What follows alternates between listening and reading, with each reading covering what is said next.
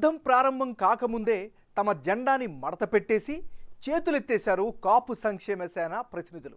రాష్ట్ర వ్యాప్తంగా ఉన్న కాపు సామాజిక వర్గాన్ని అభివృద్ధి పదం పట్టించే లక్ష్యంతో మొదలుపెట్టిన కాపు సంక్షేమ సేన ఇప్పుడు తానే వెనుకంజ వేసింది. కాపు సంక్షేమ సేన రాష్ట్ర అధ్యక్షుడు మాజీ మంత్రి జోగయ్య తాత్కాలికంగా కాపు సంక్షేమ సేనను రద్దు చేస్తున్నట్లు ప్రకటించడం రాష్ట్ర వ్యాప్తంగా సంచలనం రేపుతోంది. ఎన్నికల రణంలో తమ సత్తా చూపిద్దామనుకున్న ఆ సంక్షేమ సభ్యులు ఇప్పుడు ఏం చేయాలో అర్థం కాక తలలు పట్టుకుంటున్నారంట.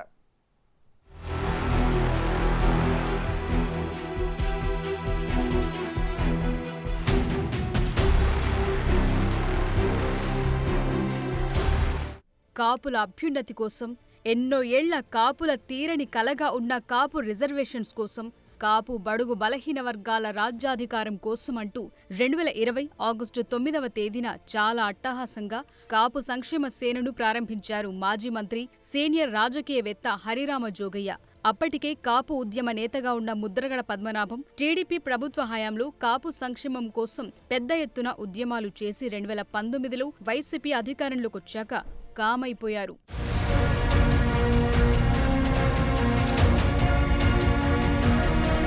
దాంతో ముద్రగడ వైసీపీని అధికారంలోకి తేవటానికి కులం పేరుతో కోవర్ట్ గేమ్ ఆడారని ఇటు కాపు నాయకులు, జన సైనికులు సోషల్ మీడియాలో హోరెత్తించారు. ఒక దశలో ముద్రగడ పద్మనాభానికి ఫోన్ చేసి మరీ దూషించారు. సీఎం జగన్ రెడ్డి అంటే భయమని, జగన్ కు భయపడే ఉద్యమానికి విరామం ప్రకటించారని పెద్ద ఎత్తున ప్రచారం జరగటంతో ముద్రగడ ఇక తాను కాపు సామాజిక వర్గ ఉద్యమాలకు దూరంగా ఉంటానని, ఆసక్తి ఉన్నవాళ్లు ముందుకు తీసుకెళ్లండి అంటూ బహిరంగ లేఖ విడుదల చేశారు.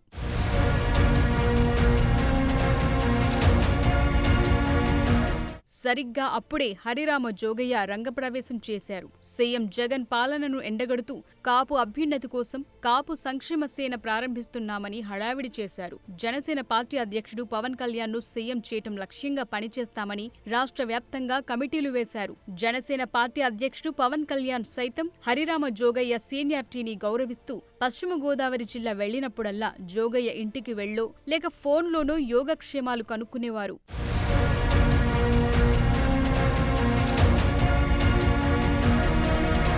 అప్పుడే రాష్ట్ర వ్యాప్తంగా జోగయ్య వయసుపై కామెంట్లు మొదలయ్యాయి.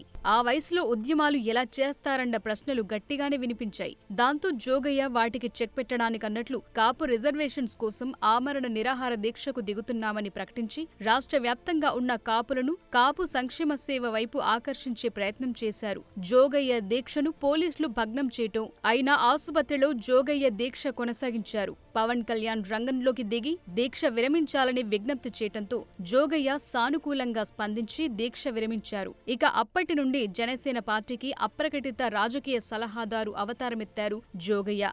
పవన్ కళ్యాణ్ కు దశ దిశ తానే అన్నట్లు సలహాలు, సూచనలతో బహిరంగ లేఖలు విడుదల చేయటం మొదలుపెట్టారు.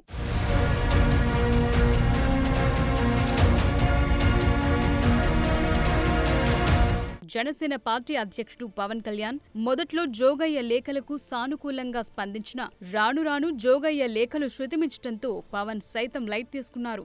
ఇక టీడీపీ జనసేన పొత్తు అనంతరం రాజకీయ పరిణామాలను పట్టించుకోకుండా పాత చింతకాయ పచ్చడి లాంటి పురావస్తు ఆలోచనలతో బహిరంగ లేఖలు రిలీజ్ చేశారు. పవన్ కళ్యాణ్ రాజకీయ ప్రణాళికలకు భిన్నంగా బహిరంగ లేఖల దండయాత్ర చేశారు జోగయ్య. ఒకానొక దశలో కాపు సంక్షేమ సేన సభ్యులు సైతం జోగయ్య లేఖలకు షాక్ తిన్నారు. అసలు జోగయ్య కాపు సంక్షేమ సేన పెట్టిన నాడు చెప్పిన మాటలు మర్చిపోయి జనసేన, టీడీపీ రాజకీయ వ్యూహాలు ఎలా ఉండాలో చెప్తూ లేఖలు రాయటంతో టీడీపీ, జనసేన అధినేతలకు చికాకు తెప్పించిందంటారు.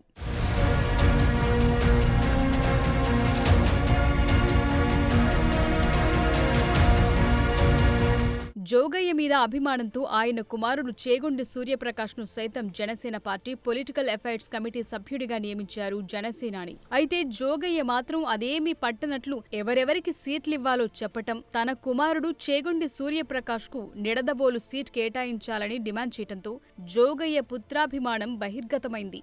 జోగయ్య స్కెచ్ అర్థం చేసుకున్న పవన్ ఆయనకు రాజమండ్రిలో జరిగిన జెండా సభ వేదిక మీద నుంచి పరోక్షంగా వార్నింగ్ ఇవ్వటంతో తన కొడుకుని జగన్ పార్టీలోకి పంపించేశారు జోగయ్య.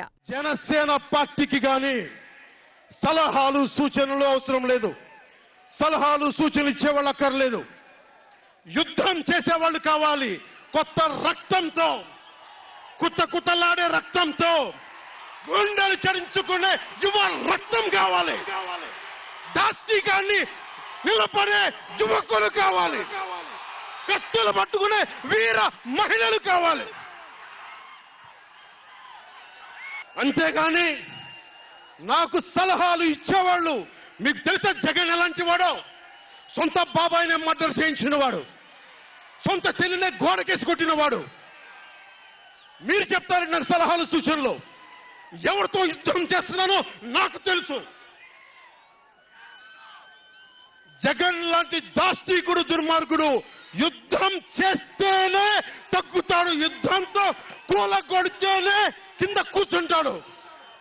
మర్చిపోకుండా సలహాలు సూచనిచ్చే వాళ్ళకి. తరువాత సూర్యప్రకాష్ పవన్ మీద తీవ్ర విమర్శలు చేయటం చూస్తూ జోగయ్య కాపు సంక్షేమ సేన పెట్టింది కాపుల కోసం కాదు, తన కుమారుడి కోసం అని విమర్శిస్తూ రాష్ట్ర వ్యాప్తంగా ఉన్న సంక్షేమ సేన సభ్యులు రాజీనామాల పర్వం మొదలుపెట్టారు. కిక్ స్టార్ గా కాపు సంక్షేమ సేన రాష్ట్ర ఉపాధ్యక్షుడు మల్లినీడి తిరుమలరావు తన పదవికి రాజీనామా చేస్తూ జోగయ్యకు బహిరంగ లేఖ రాసి షాకిచ్చారు. ఇంతకాలం కాపు సంక్షేమ సేనకు ఆర్థికంగా చేదోడు వాదోడుగా ఉంటూ వచ్చానని, ఇటీవల జోగయ్య బహిరంగ లేఖలు తనను ఎంతగానో బాధించాయని బహిరంగ ప్రకటన చేశారు మల్లినీడి తిరుమలరావు.